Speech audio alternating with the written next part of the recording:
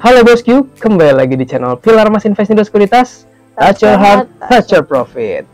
Nah bosku, setelah kemarin kita bahas sektornya nih, yaitu retail, sekarang kita mau bahas salah satu emitennya nih bosku. Nah emiten ini kemarin belum lama ini ternyata dia habis ganti nama nih bosku. Nah tahu kan emiten apa? Ya betul banget nih bosku, Aces atau yang tadinya S Hardware sekarang jadi ASKO nih bosku. Nah supaya informasinya bisa kita gali lebih dalam nih bosku, saya sudah mengundang analis spesial dari Pilar Mas Invest Indo Sekuritas, Arinda nih. Apa kabar Arinda? Oh baik ya.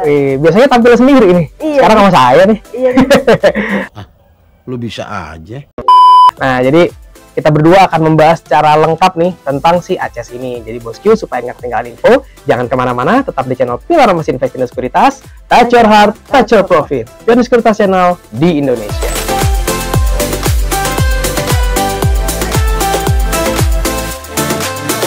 Oke Rin, jadi sebelum kita bahas Aces yang lebih dalam lagi nih ya kan, nah kita harus bahas dulu nih Rin, selama 2024 kemarin performanya gimana nih Rin? Nah di sepanjang tahun 2024 itu S Hardware ya, kan sebelumnya S Hardware ya, Ya, jadi betul. ganti nama ASKO tuh baru di 2025 ini. Nah, di sepanjang 2024 ya sampai kuartal 3 2024 itu kinerjanya cukup luar biasa nih Ja.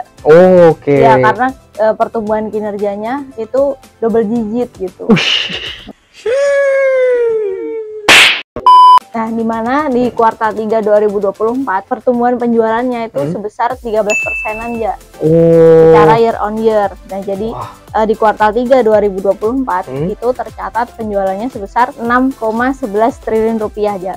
Oke. Berarti yang biasanya tumbuhnya cuman 1 digit persen ini sampai 2 digit persen, Iya, sampai 13% ya. Iya. Jadi ganti nama menjadi ASKO ini diperkirakan bisa mempengaruhi kinerja Aces secara jangka panjang ya. Oke, ini berarti selain dia emang harus lepas dari merek luar ya, dia bangun di sini, ternyata dia juga akan punya pengaruh juga nih ke depannya Erin ya. Benar ya.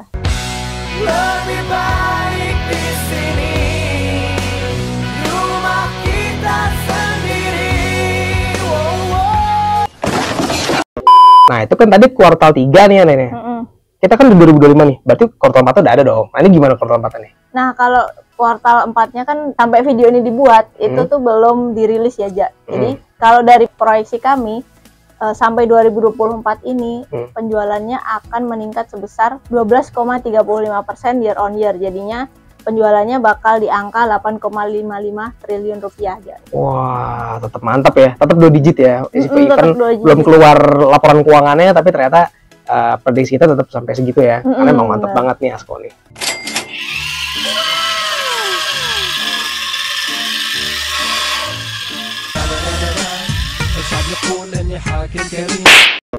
Nah kalau kita perhatikan kan di kuartal 4 itu kan dari bulan Oktober sampai Desember ya Ja. Nah di akhir tahun tuh kan biasanya ada libur panjang nih gitu, libur Natal dan Tahun Baru itu bisa mempengaruhi pendapatan dari Aces itu sendiri. Oke, yang kita tahu juga soalnya Aces kan kadang-kadang suka jual pohon Natal lah, ini segala macam ya. Berarti banyak sentimen-sentimen positif yang mendukung si Aces ini ya. Benar, ya. Oke.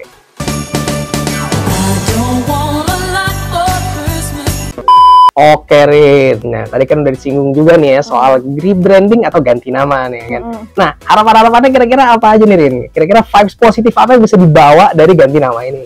Nah ganti nama jadi ASKO ini kan ada maknanya juga aja.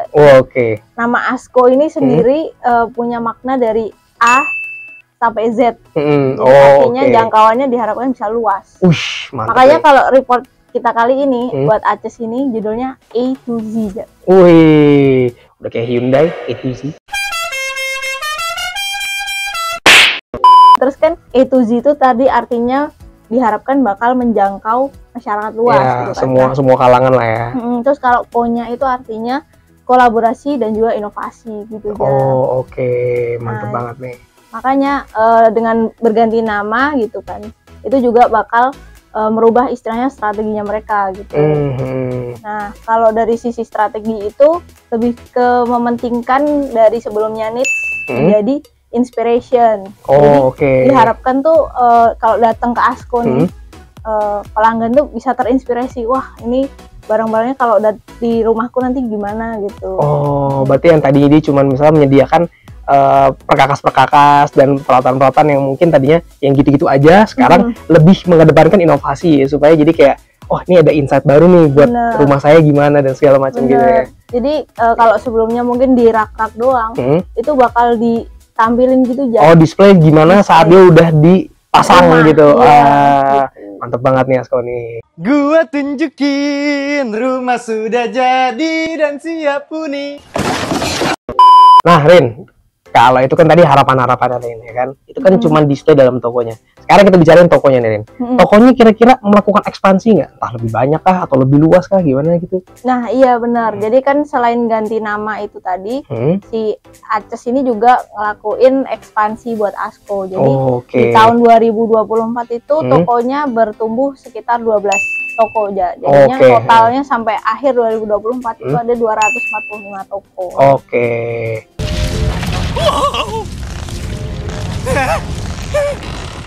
Mereka berlipat ganda.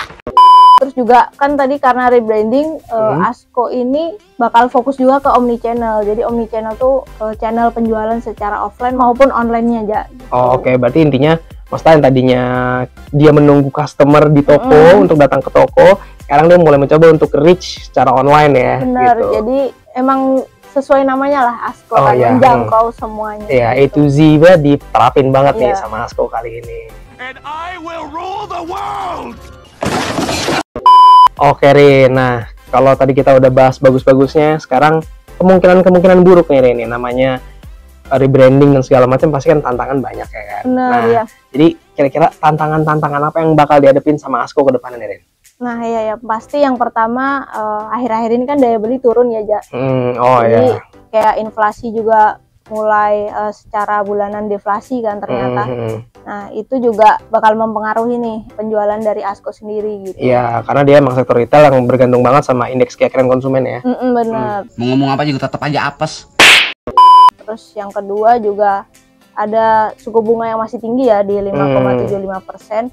Kan kalau Asko ini kan lagi ekspansi ya, otomatis dia juga butuh yang namanya modal. Nah kalau suku bunga tinggi juga pasti kan istilahnya bunga pinjamannya tinggi. Iya, dapetin modalnya jadi empot-empotan juga ya. Pinjam dulu 100. Iya, terus juga karena suku bunga tinggi juga masyarakat kan juga pikir-pikir ya buat ngeluarin duit buat misal kredit dan lain sebagainya. Gitu. Daripada beli sofa mending beli nasi ya. Bener juga ya. Terus juga yang ketiga ada persaingan bisnis ya kan, gimana kalau di retail ini kan gampang ya masuknya gitu. Jadi buat pesaing-pesaingnya yang baru-baru muncul dari luar maupun dalam negeri ya gampang-gampang aja buat masuk.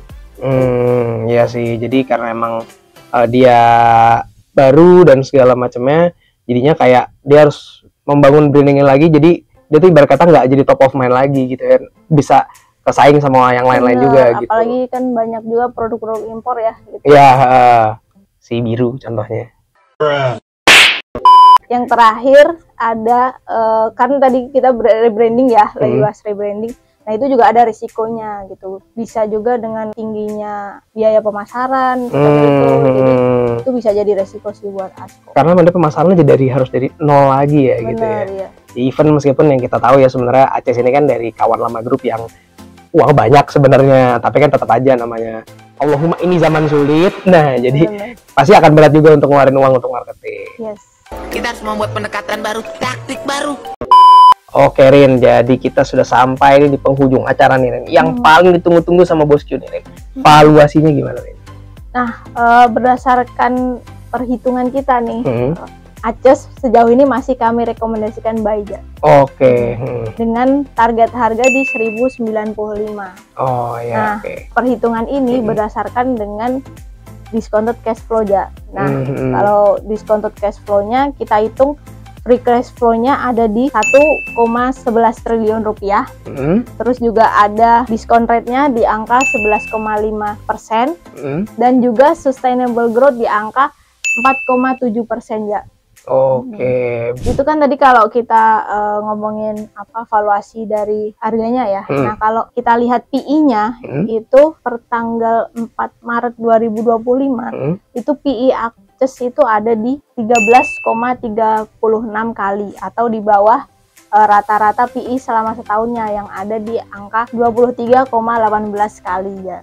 Oke. Jadi masih murah lah. Masih murah gitu. ya. Berarti kalau dia masih murah, berarti dia masih punya potensi up lebih jauh lagi ya. Bener. Gitu. Hey, that's pretty good. Nah, sekarang kalau dari segi profitabilitas ya, itu pendapatan Aces atau penjualan Aces di tahun 2024 ada di angka 8,55 triliun rupiah aja. Oke, nah betul. Itu proyeksinya sekitar segitu ya, 8,55 ya. Nah, laba bersihnya di 866 miliar rupiah. Wah, gede banget tuh. Oke bosku, jadi itu dia video pembahasan tentang Aces ini nih bosku. Jadi ternyata kesimpulannya kita rekomendasikan buy dengan target 1095 nih bosku. Ingat ya, disclaimer on, segala keputusan pembelian ada di bosku. Jadi bosku pastikan harus teliti dulu lebih dalam nih, supaya investasi bosku tetap bagus nih. Oke. Kita ucapkan terima kasih kepada Arinda yang sudah membahas secara dalam nih tentang Aces. Dan kita ucapkan terima kasih juga pada bosku yang sudah menonton video sampai habis.